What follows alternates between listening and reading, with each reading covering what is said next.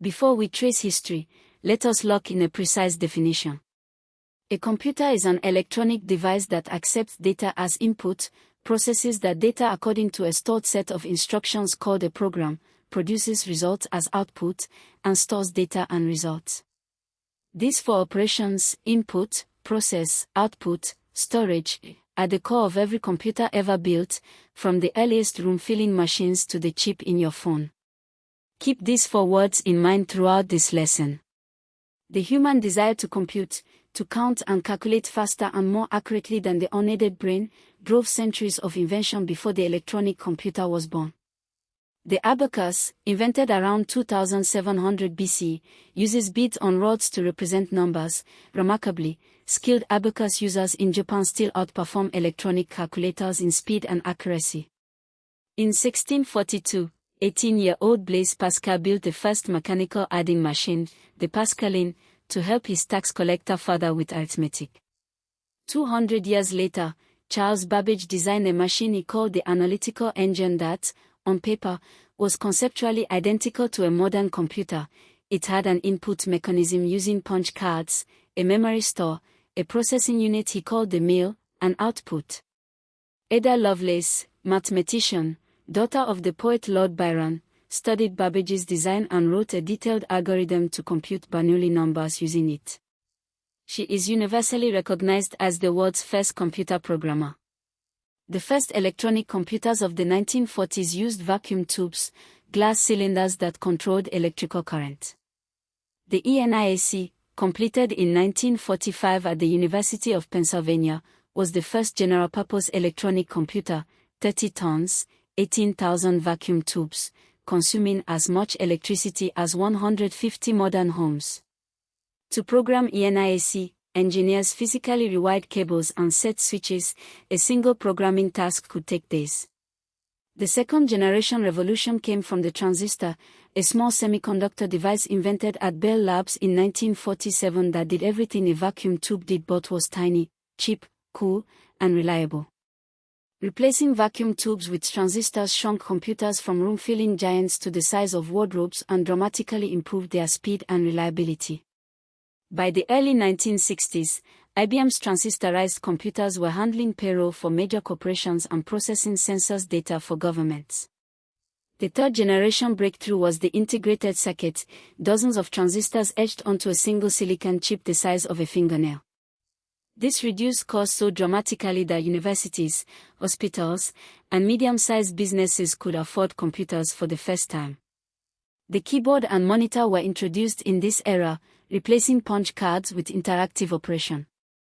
The fourth generation, which began in 1971 and continues today, was driven by the microprocessor, the entire central processing unit of a computer placed on a single chip. Intel's 4004 chip, 1971, contained 2,300 transistors. Today's chips contain over 100 billion. The microprocessor made the personal computer possible, affordable machines for individuals rather than governments and corporations. Apple Computer launched the Apple II in 1977, IBM released its personal computer in 1981, Microsoft Windows 3.0 at 1990 brought the graphical user interface to millions. Nigeria's computer history began with an IBM mainframe at the University of Lagos in 1963. Today, Nigeria is Africa's largest internet market with over 122 million internet users. Fifth-generation computers, still being developed, are defined by artificial intelligence, computers that learn, reason, and improve without being explicitly programmed for each new task.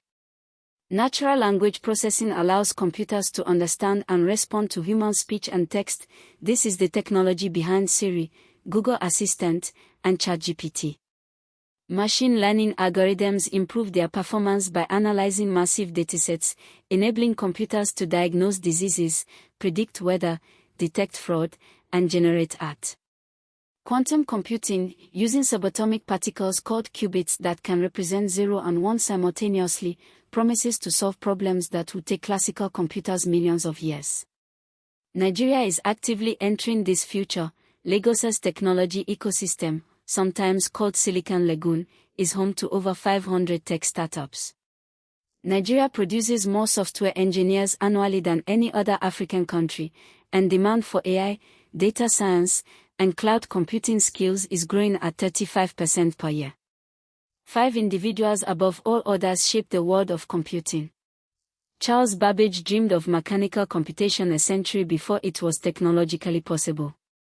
Ada Lovelace saw that machines could be programmed to do far more than arithmetic. She imagined music composition and symbolic reasoning, and wrote the algorithms to prove it. Alan Turing gave mathematics the theoretical foundation for computation.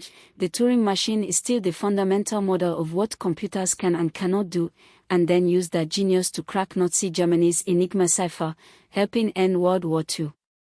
John von Neumann designed the architecture that every modern computer follows, the stored program concept where both data and instructions are kept in memory. Bill Gates and Steve Jobs, despite their fierce rivalry, together democratized computing, making computers accessible, affordable, and desirable to ordinary people worldwide.